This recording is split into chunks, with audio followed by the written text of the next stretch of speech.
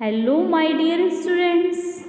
Welcome back to my YouTube channel. I am कल्पना मिश्रा. बेटा आज हम करने जा रहे हैं class 9 science chapter number 2 is matter around us pure का जो सेपरेशन पार्ट है. इसको हमने थोड़ा सा पहले भी कर लिया था एक पार्ट में, और अगला नेक्स्ट पार्ट में आज हम इसको फिनिश करने की कोशिश करेंगे. और इसके पहले अगर आपने पूरा चैप्टर नहीं समझा है तो प्लीज़ चैनल पे जाके चैनल के प्लेलिस्ट चेक करो और सारा चैप्टर क्लियर करो. ठीक है, तो वैसे आपको डिस्क्रिप्शन बॉक्स में भी इसका लिंक मिल जाएगा, आप वहाँ से भी देख सकते हैं. तो चलिए स्टार्ट करते हैं हम आज का separation of dyes in black ink using the chromatography. Chromatography किस वर्ड से निकला है? क्रोमा. किस वर्ड से निकला है? क्रोमा.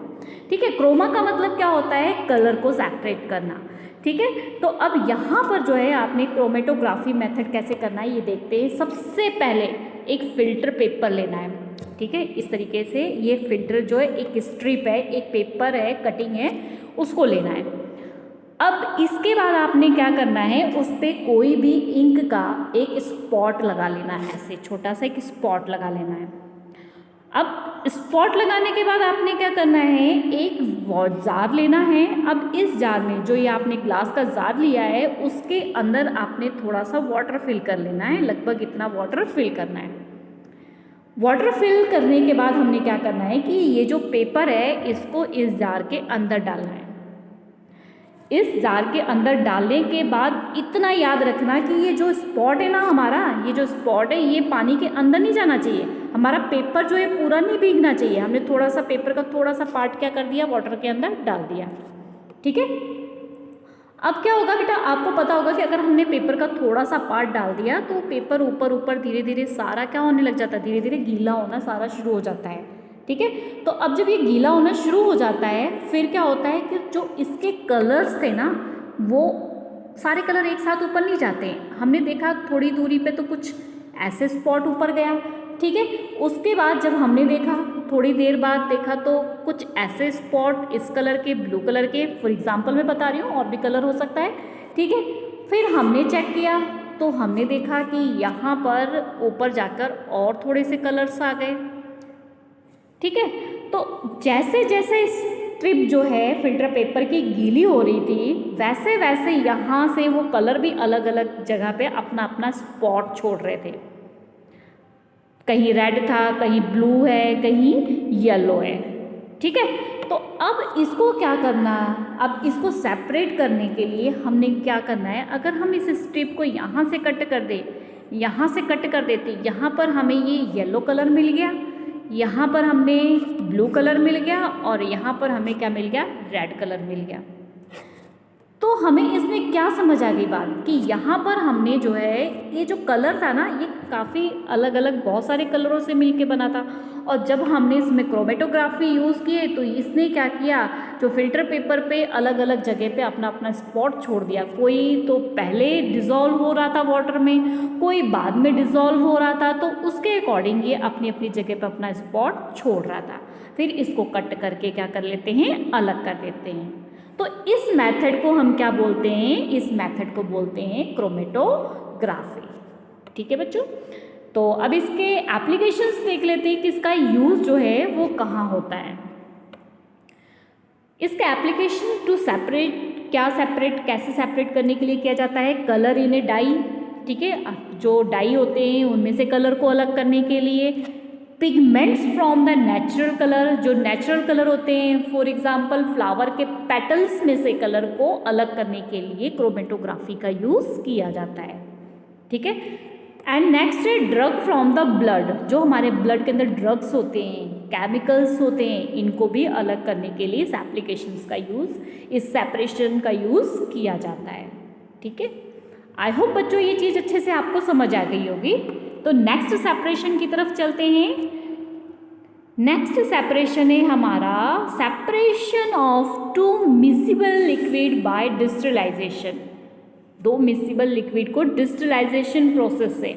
अब देखो बच्चों डिस्टिलाइजेशन प्रोसेस में क्या होता है, डिस्टिलाइजेशन में हमने सबसे पहले क्या देखना है कि इसके पहले हमने एक सेपरेशन देखा था, वो क्या देखा था हमने, सेपरेटिंग फनल. तो सेपरेटिंग फनल में आपने ध्यान दिया होगा कि उसमें ऐसे लिक्विड्स हमने लिए थे कि जो एक दूसरे में इमिसिबल थे, मीन्स एक दूसरे में घुल नहीं रहे थे। कौन से? ऐसे हमने एक फनल लिया था ना, कुछ इस तरीके से हमारा फनल था, इस तरीके से ऐसे, और यहाँ पे एक बटन लगी हुई थी, एक यहाँ पे स्टॉपर लगा हुआ था। अब इसमें जब वाटर लिया था हमने, ठीक है, तो वाटर तो क्या था, यहाँ नीचे नीचे आ गया था, इकट्ठा हो गया था, और जो ऑयल था वो ऑयल जो है ऊपर अपनी लेयर बना लिया था, ठीक है। तो अब क्या किया हमने, जो स्टॉपर था इसको, स्टॉपर को खोला और यहाँ से वाटर जो है वो नीचे से निकाल लिया, और ऊपर जो ऑयल की लेयर थी जब वो नीचे आने लगी तो इस स्टॉपर को बंद कर दिया था। तो ये तो क्या था, हमारा सेपरेटिंग फनल था, ठीक है। तो वहाँ पर क्या था, दोनों चीज़ें एक दूसरे में मिक्स नहीं थी, दोनों चीज़ें एक दूसरे से अलग थी। और अब ये जो सेपरेशन हम देख रहे हैं वो मिक्सिबल, दो लिक्विड है वो एक दूसरे में क्या है, मिक्स हैं, उनको अलग करना है। तो उनको कैसे अलग करेंगे हम, उनको अलग करने के लिए डिस्टिलाइजेशन प्रोसेस की जाती है, ठीक है। तो डिस्टिलाइजेशन प्रोसेस में हमने सारे एपरेटर्स जो है इस तरीके से सारे लगा लेने हैं। उसके बाद अब क्या करना है, इसको एक चीज़ याद रखना है कि जो भी हमने यहाँ पे लिक्विड लेना है ना, जो भी मिक्सिबल लिक्विड लेना है, उनका एक दूसरे से लगभग 25 डिग्री सेल्सियस का डिफरेंस होना चाहिए बॉइलिंग पॉइंट में। एक अगर 25 डिग्री सेल्सियस पे बॉईल हो रहा तो दूसरा 50 से ऊपर ही होना चाहिए उसका बॉइलिंग पॉइंट, तभी हम इसको इस प्रोसेस से क्या कर सकते हैं, सेपरेट कर सकते हैं, ठीक है। तो ऐसे हमने यहाँ पर दो लिक्विड लिया है, दो लिक्विड कौन से लिए हैं हमने यहाँ पे, mixture of acetone and water.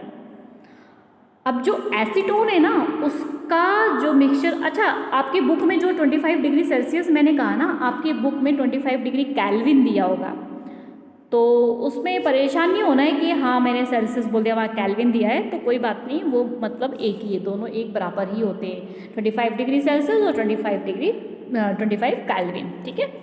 तो अब जो हमने मिक्सचर लिया है कौन सा, हमने लिया एसीटोन का और वाटर का। तो एसीटोन जो है उसका होता है 60 डिग्री सेल्सियस बॉइलिंग पॉइंट, और वाटर का हमें पता है कि वाटर का बॉइलिंग पॉइंट कितना होता है, 100 डिग्री सेल्सियस, ठीक है। तो 100 डिग्री सेल्सियस में हमने अब क्या देखा यहाँ पर कि जब हमने सारा कुछ इकट्ठा किया, ठीक है, यहाँ पे हमने मिक्सचर डाल दिया, कौन सा मिक्सचर हमने डाला है, एसीटोन का और वाटर का, और उसके बाद स्टैंड लगा दिया, ठीक है, बर्नर लगा दिया। अब जब ये हीट होना शुरू होगा, और एकदम से नहीं हीट करना है, अगर एकदम से आप हीट करना शुरू करोगे तो ये दोनों ही चीज़ क्या हो जाएंगी, बॉईल हो जाएंगी, और बॉईल होके आगे बढ़ जाएंगी। तो हमने इसको धीरे धीरे क्या करना है, हीट करना है।